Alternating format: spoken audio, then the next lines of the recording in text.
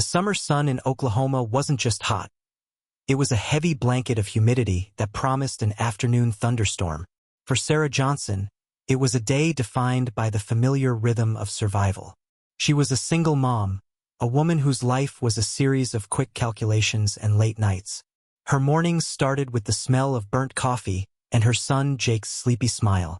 Her days were a blur of waitressing and cleaning houses, her hands calloused but her spirit unyielding. Her sole purpose, her entire world, was the freckle-faced boy who was currently chasing a grasshopper in the front yard. She was also a neighbor, and her neighbor, Martha Peterson, was a fixture on their quiet street. A kind-hearted widow in her late 70s who still tended to her roses with a fierce devotion. They shared conversations over the picket fence, small moments that stitched their lives together. Just after lunch, the air shifted. The gentle Oklahoma breeze vanished, replaced by a strange, unnerving stillness. The sky, once a brilliant blue, began to bruise, turning a sickly purple and swirling with dark, ominous clouds. A sudden, piercing alarm shattered the calm. A tornado warning. Sarah's heart, which was always a little tired, began to pound a frantic beat against her ribs. She grabbed Jake's hand, her voice a low, steady command that masked the terror she felt. "Come on, sweetie. We have to get to the cellar now." They scrambled down the creaky wooden stairs of the small storm cellar. As they pulled the heavy, splintered door shut, the world outside erupted. The roar was deafening, a monstrous howl like 1,000 freight trains tearing through the air.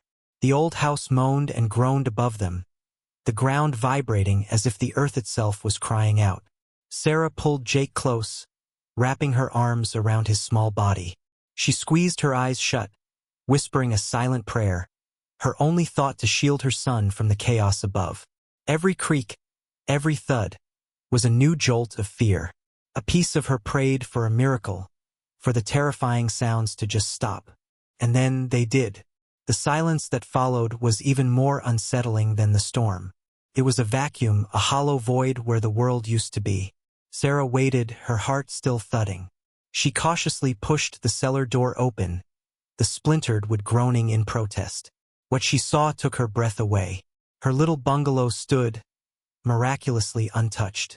The front door was still on its hinges, the rose bushes unbothered. A surreal, impossible sight. But next to it, where Martha's home had stood for 50 years, was a vast, gaping wound. Her neighbor's house was gone. Completely. Just a pile of shattered wood, twisted metal, and splintered dreams. A wave of icy dread washed over Sarah. Her own safety felt like a cruel trick. She had to act. Her mind raced with thoughts of dialing 911, but she knew the roads would be blocked and the emergency services overwhelmed. There was only her. "Stay here, Jake," she said, her voice filled with a steely resolve she didn't know she had. "I'm going to check on Mrs. Peterson. I'll be right back." Jake's worried eyes met hers, and she gave him a reassuring squeeze on the shoulder before she started to climb out. She clambered over the debris, her hands and knees scraped and bleeding from the sharp edges of broken boards. The air was thick with the smell of sawdust, rain-soaked earth, and something metallic. A glint of red caught her eye, Martha's favorite armchair, half buried under a pile of wreckage. She began to dig frantically, tearing at the wood and insulation with her bare hands. "Martha! Martha!" she cried out, her voice raw. "Are you in there?" A faint, strained whimper answered her. A small sound, but it was all the hope she needed. She found Martha, pale and trembling, trapped under a heavy wooden beam that had pinned her leg. The older woman's eyes were wide with a mix of pain and shock. Sarah's heart sank. She tried to lift the beam with all her might, grunting with the effort, but it wouldn't budge. Panic began to set in, hot and fast. What if I can't do this? What if I'm not strong enough? Then, a memory flashed in her mind. Her father, a big man with calloused hands, teaching her about leverage when she was a little girl. "Honey," he'd said, "you don't always need to be strong. You just need to be smart."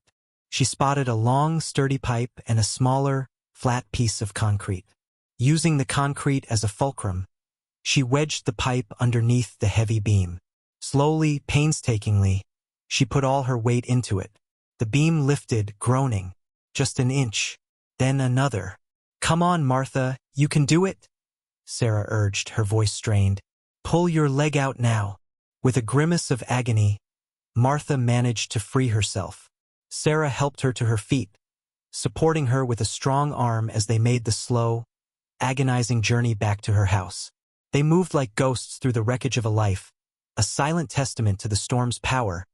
By the time the first responders arrived, Sarah had Martha safe inside, her leg bandaged and a blanket wrapped around her shoulders.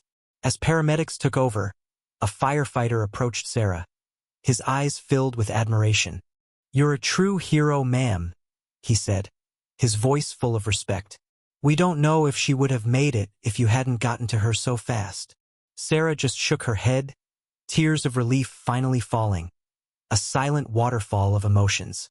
"I'm not a hero," she said, her voice barely a whisper. "I'm just a neighbor." But she was. In a nation built on the idea of community and helping one another, Sarah Johnson was the embodiment of the American spirit. She wasn't a soldier, a firefighter, or a police officer. She was just a single mom from Oklahoma, and in the face of disaster, she showed the kind of courage that defines a hero. Her bravery wasn't for fame or glory, but for the life of an old woman who needed her. And that day, under the bruised sky of a Midwest afternoon, a hero was born, not in a cape, but in the heart of a neighbor.